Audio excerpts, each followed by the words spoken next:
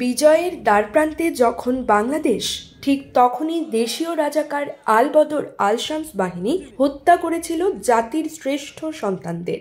সেই আলোর দিশারীদের হত্যাযজ্ঞের মধ্য দিয়ে আমাদের জাতিসত্তা বিনির্মাণের পথে এক অন্ধকার এঁকে দিয়েছিল তারা। বাংলাদেশে তারই ধারাবাহিকতা আজও বিদ্যমান বলে শহীদ বুদ্ধিজীবী দিবসের আলোচনায় বক্তারা বলেন, শ্রেষ্ঠ বুদ্ধিজীবীদের স্মৃতির স্মরণ করার জন্য আজকে উপস্থিত হয়েছেন। আজকের একটা বিশেষ দিনে আমরা উপস্থিত হয়েছি। স্বাধীনতার 53 বছর পরে, বুদ্ধিজীবীদেরকে হত্যা করার 53 বছর পরে আমরা উপস্থিত হয়েছি এখানে। আমরা অত্যন্ত দুঃখ ভারাক্রান্ত মন নিয়ে আজকে আমরা উপস্থিত হয়েছি। আপনারা এই দিনে গত বছর আমরা প্রতি বছরই এখানে উপস্থিত হই। গত বছর এবং আজকের দিনের মধ্যে ডিফারেন্স হচ্ছে একটাই, গত বছর আপনারা সবাই জানেন গত 15 বছর ধরে আমরা যখন এই অনুষ্ঠান করেছি, বাংলাদেশ রাষ্ট্র আমাদের সাথে সংহতি প্রকাশ করেছে। বাংলাদেশের লন্ডনের এই প্রোগ্রামে সবসময় আমরা বাংলাদেশের হাইকমিশনার উপস্থিত হতেন। আমরা দাওয়াত না দিলে উপস্থিত হতেন রাষ্ট্রের সংহতি প্রকাশ করার জন্য। আজকে আমরা এমন একটা পরিস্থিতিতে পড়েছি, এই বছর 2024 সালে যে রাষ্ট্র যারা বেদখল হয়েছে, যারা দখল করেছে, আমাদের হাইকমিশনে যারা দখল করেছে, তারা আর আমাদের এই শহীদ বুদ্ধিজীবীদের প্রতি তাদের কোনো ধরনের দায়বোধ আর নেই। আপনারা অনেকেই দেখেছেন, আমি নিজে দেখেছি নিউজ, বাংলাদেশে শহীদ বুদ্ধিজীবী পালনকে কাটডাউন করা হয়েছে।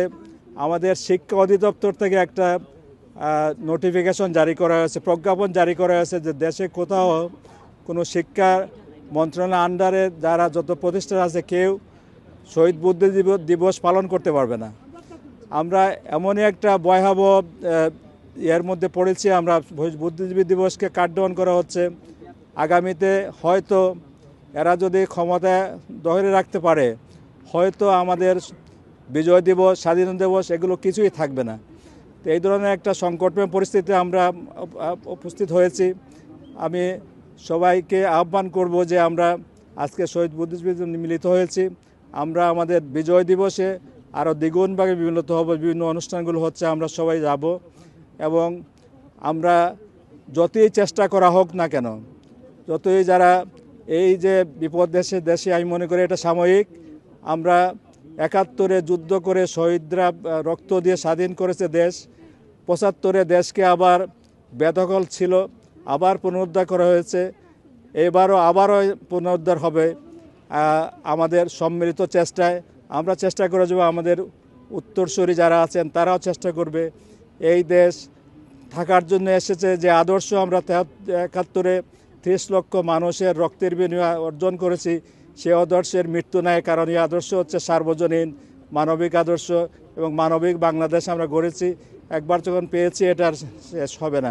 আমি শুধু আরেকটা জিনিস বলি, আমি শেষ করব, সেটা হচ্ছে এই সংগঠন 71-এর ঘাতক দালাল নির্মূল কমিটি গঠিত হয়েছে। 71-এ যে ভয়াবহ গণহত্যা সংঘটিত হয়েছিল, যারা প্রাণ দিয়েছেন তাদের বিচারের দাবির জন্য হয়েছিল। আমরা বিচার কিছুটা অগ্রসর করেছিলাম, এখন আবার যাদের বিরুদ্ধে বিচার চলছিল তারা অনেকটা রাষ্ট্র ক্ষমতায় এসেছে। এদেরকে আমি এখনও বলবো, আমাদের মধ্যে অনেকেই আছেন যারা এই এক ধরনের ঘোরের মধ্যে আছেন, যে তারা হয়তো এই বাংলাদেশটা আছে, তারা মনে করেন যে মুক্তিযুদ্ধের ধারায় আছে বলে তো অনেকেই মনে করছেন। আমি তাদেরকে বলবো যে আপনারা যদি এটা মনে করে থাকেন, তাইলে পরে আপনাদের উদ্যোগগুলো জোরদার করেন, যাতে মুক্তিযুদ্ধের ধারায় থাকে এবং মুক্তিযুদ্ধের সময় যে যুদ্ধ অপরাধীর বিচার যেন কার্যক্রম যেন অব্যাহত থাকে। 14 ডিসেম্বর শহীদ বুদ্ধিজীবী দিবসে 1971 সালের শহীদ বুদ্ধিজীবীদের স্মরণে প্রতি বছরের মতো লন্ডনের আলতাফ আলী পার্কে কেন্দ্রীয় শহীদ মিনারে যুক্তরাজ্য 71-এর ঘাতক দালাল নির্মূল কমিটির আয়োজনে প্রদীপ প্রজ্বলন ও স্মরণ অনুষ্ঠান পালিত হয়েছে। যুক্তরাজ্য কমিটির সভাপতি সৈয়দ আনাস পাশার সভাপতিত্বে ও সাধারণ সম্পাদক মুনিরা পারভিনের পরিচালনায় বক্তব্য রাখেন বীর মুক্তিযোদ্ধা দিওয়ান গৌস সুলতান, যুক্তরাজ্য আওয়ামী লীগের সাধারণ সম্পাদক সৈয়দ সাজিদুর রহমান ফারুক, কবি হামিদ মোহাম্মদ, কবি শামীম আজাদ, শহীদ মিনার বাস্তবায়ন কমিটির সদস্য মারুফ চৌধুরী, আব্দুল, মানবাধিকার কর্মী আহাদ চৌধুরী, সৈয়দ এনাম, গোলাপ আলী, মুজিবুল হক মনি, Nazrul Islam অকিব, Jamal Ahmad Khan, Swapan Chakraborty, Pushpita Gupta, Ajanta Roy, Smriti Azad, Jewel Raj, Shah Mostafizur Rahman Belal, Batirul Haque Sardar, Urmi Majhar, Enamul Haque Enam, Enamul Haque Zubair, Shahabuddin Bachchu, advocate Rumana, FT Zinia, Shafiqur Rahman, Ahmad Fakhr Kamal, advocate Anisur Rahman Anis, Suez Mia, Kibria Ahmad, Joynal Abedin, Helal Ahmad. ঘাতকরা যে পরিকল্পনা করেছে সেটা এখনো প্রবাহিত হচ্ছে বাংলাদেশে। সেই ধারাবাহিকতায় বাংলাদেশে যারা আজকে এই রাজনৈতিক বিশৃঙ্খলা সৃষ্টি করেছে সেই মেধাশূন্যতাই বহিঃপ্রকাশ। 14 ডিসেম্বরের সেই আত্মত্যাগ, মানুষের জীবনের যে মূল্য সেটা যদি আমরা দিতে না জানি, অদূর ভবিষ্যতে বাংলাদেশে এরকম আরও মেধাশূন্যতা সৃষ্টি হবে এবং বাংলাদেশের ইতিহাস বিকৃতি ঘটবে। মুক্তিযুদ্ধ, শেখ মুজিব এবং জয় বাংলার ইতিহাস বিলুপ্ত করার প্রচেষ্টা পরিচালিত হবে।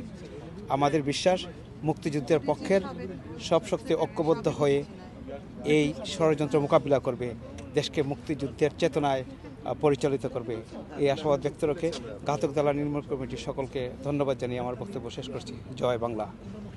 আলোচনায় বারবার বক্তারা বলেন, যে চেতনায় উদ্বুদ্ধ হয়ে দেশ স্বাধীন হয়েছিল 71-এর পরাজিত শক্তি বারবার সেই চেতনায় আঘাত এনেছে।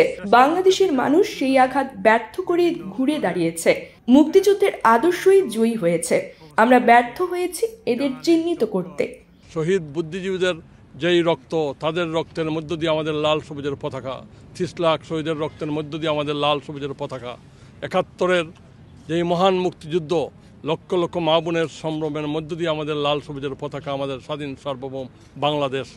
আমরা সেই বাংলাদেশে যুদ্ধাপরাধী এবং ঘাতক দালাল এবং তখনকার যেই জামাত ইসলামের প্রেতাত্মারা এখন বাংলাদেশে রয়েছে, তাদেরকে আমরা প্রতিহত করতে চাই, প্রতিরোধ করতে চাই। আজকে যারা আবার নতুন করে মুক্তিযুদ্ধের চেতনায় 71-এর বিরোধী, মুক্তিযুদ্ধ বিরোধী, স্বাধীনতা বিরোধী যেই চক্র বাংলাদেশে নতুন করে দানা বেঁধে উঠেছে, তাদের বিরুদ্ধে আমাদের সবাইকে এই আলতাফ আলী পার্কের সামনে এবং সর্বত্র আমরা ঐক্যবদ্ধ হতে হবে, প্রতিরোধ গড়ে তুলতে হবে এবং আমরা বাংলাদেশকে একটি মুক্তিযুদ্ধের চেতনায়, এই বুদ্ধিজীবীদের রক্তের মধ্য দিয়ে যেই চেতনা আসবে সেই চেতনার মধ্য দিয়ে আমরা বাংলাদেশকে গড়তে চাই একটি আধুনিক সমৃদ্ধ বাংলাদেশ, একটি অসাম্প্রদায়িক বাংলাদেশ, সেই প্রত্যাশা রাখছি। তাই এই পরাজিত শক্তি বারবার ফিরে ফিরে আসছে। মুক্তিযুদ্ধই বাংলাদেশের চেতনা, মুক্তিযুদ্ধই বাঙালির আত্মপরিচয়। আধার কেটে যাবে, বাংলাদেশ মুক্তিযুদ্ধের চেতনায় সগর্বে মাথা উঁচু করে থাকবে। 9 মাসের যুদ্ধের একবারে শেষ প্রান্তে এসে যখন পাক বাহিনীরা বুঝেছিল যে বাংলাদেশ স্বাধীন হতে যাচ্ছে, ঠিক তার পূর্ব মুহূর্তেই জাতির শ্রেষ্ঠ সন্তানদেরকে হত্যা করেছিল। আমরা সেই হত্যার তীব্র নিন্দা জানাচ্ছি এবং আজকের এই দিনে তাদেরকে আমরা সশ্রদ্ধ চিত্তে স্মরণ করছি। আজকের এই আয়োজন করার জন্য ঘাতক দালাল নির্মূল কমিটি যুক্তরাজ্যকে বঙ্গবন্ধু সাংস্কৃতিক জোটের পক্ষ থেকে অনেক অনেক ধন্যবাদ জানাচ্ছি। জয় বাংলা।